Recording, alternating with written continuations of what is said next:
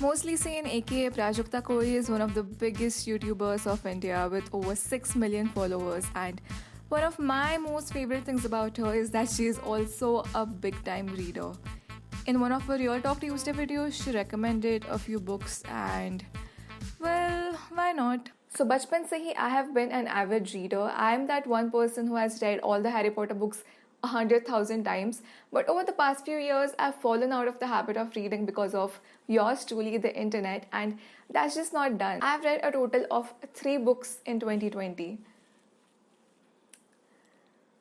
The 10-year-old Sanika would just die. But I wanted to get back on the reading wagon again. So at the start of 2021, I made a resolution to read 12 books this year. So that's 1 book a month. That's definitely not a lot, but it's way more than 3 books a year. So it's a start. So that's when I came across this video of Prajakta Koi, aka Mostly Sane, where she's recommending some beginner friendly books. And I agree with her. Like, I think all of those books are pretty easy to read. So I thought it is a good idea to use this recommendation list to ease myself into the process, because obviously you don't want to jump straight to Tolstoy or something, right? So there were 6 books in a recommendation list, and I read 1 book every month. I'm recording this in July. I don't know when I'll publish it, but I'm happy to say that I'm upholding my resolution for the first time. Out of the 6, I'd already read 2 books before, but I just reread them because they are kind of the best books of the lot. So without further ado, let's just get started. The first book I picked up was Asura by Anand Neelkant.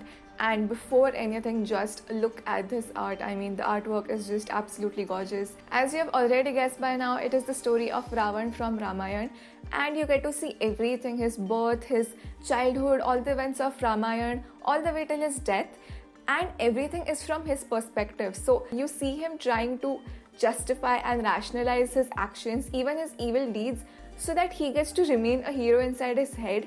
But you're understanding where exactly is going wrong with his logic. But at the same time, because you're inside his head, you know how his brain works, you know what all he has suffered, you are kind of empathetic or sympathetic about it. It's a weird experience, but that's what makes it an interesting read, because it kind of provides you with this different perspective. In the middle of the book, there is a huge reveal, and I was literally so shocked. I recorded my real-time reaction about this situation. So if you don't want any spoilers, just go to this timestamp. So in this book, in this storyline, Sita is Ravan's daughter.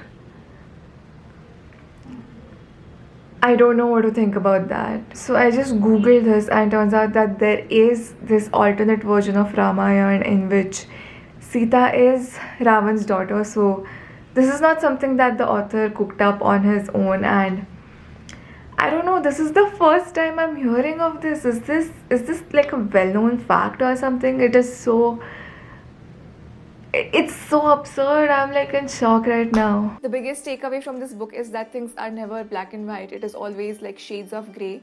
And kudos to the author for writing the biggest villain in the Indian history in such an interesting way. There are some parts of the book that I felt were necessary. Like, I felt the book was dragging on in some parts, especially in the beginning. It was a good one-time read. I personally don't think I'll read it again. I'm not really into mythological fiction anyway, so I'll give it 3.5 stars. The second book is A Princess Remembers, which is basically an autobiography of the princess of Cooch Behar, who grew up and married the king of Jaipur. So she became the Maharani of Jaipur, and it was during their reign that India got independence. So immediately afterwards, a few years later, the princely states were abolished, and that is when she went into politics. Now this is a person with a very unusual and happening life, born into royalty, married into royalty, born with such riches that you and I can just imagine, shot her first tiger at the age of 12 or something, and ran in circles with the most famous and influential people of that time. Now the thing is, I don't really care a lot about any of those things.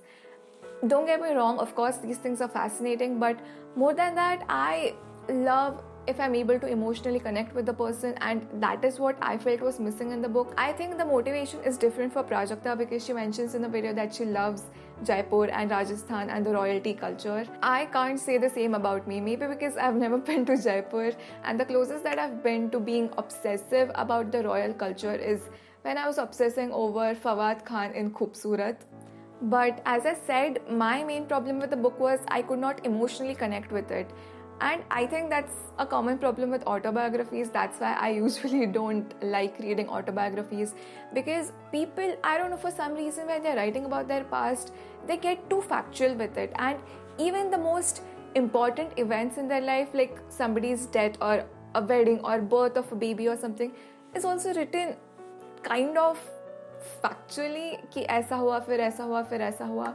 And that's why I could not really connect with the person, and that is a very important part for me when I'm reading something. And just because of that reason, I will give it 3.5. But if you're into Rajasthani or the royalty culture, then definitely go for it. There are lots of pictures, and that is something that always makes a book better.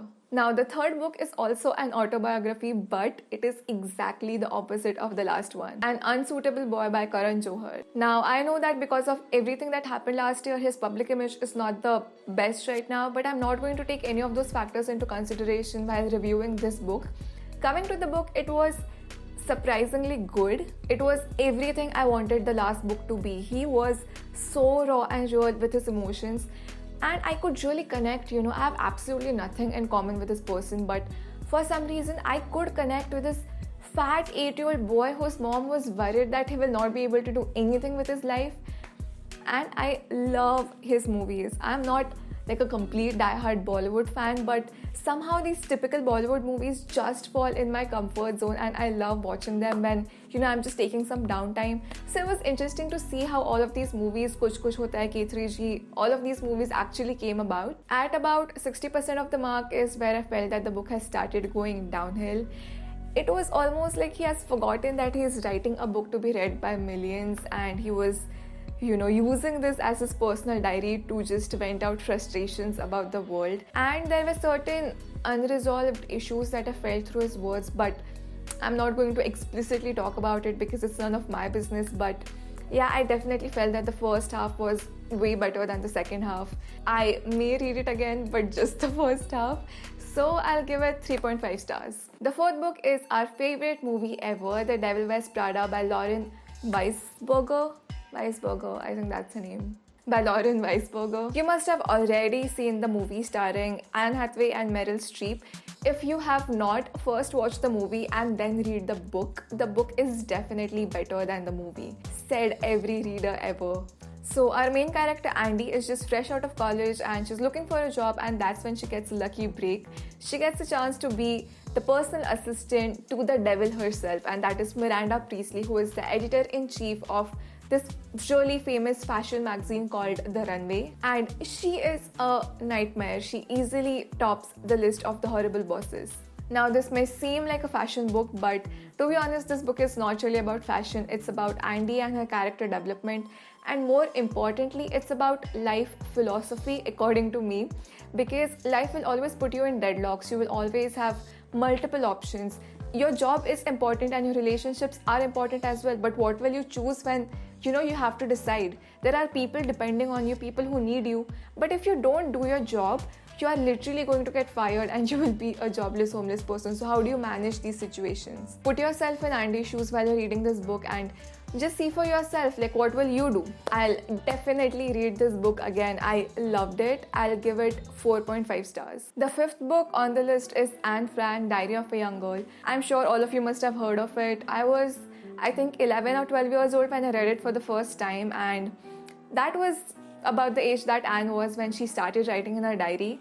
So this was a period of World War II, and Anne Frank lived in Germany with her family, and they were Jews. So we all know what happened with Jews during World War II. So they went into hiding in 1942, but they were caught in 1944 and they were sent to concentration camps where Anne, her sister and her mother eventually passed on. So Anne's father later finds her diary, and she had basically written everything going on in their lives, her lives, inside her head for the period of 2 years, and he decided to publish it. I think the most beautiful part about this book is it is so raw and real. There is absolutely no form of deceit, because this is something that the person never ever thought would be shared with anybody else. This was supposed to be a private diary, so everything that is being written, it was the most private, vulnerable moments ever. I don't really have anything else to say about this book. I think everybody should definitely read it, and I will give it 5 out of 5 stars.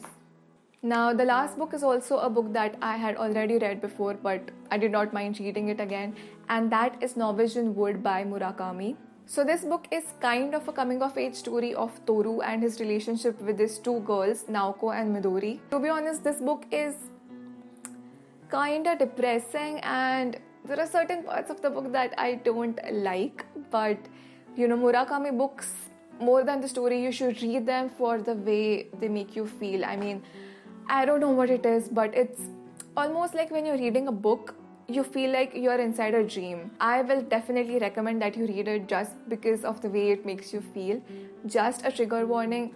Even though it is technically a love story, suicide and mental health problems are a big part of the book. And to be honest, because of that, it wasn't exactly an easy read for me. It was kind of heavy at points. I mean, sometimes I literally had to just stop and take a break because it just would get too much for me.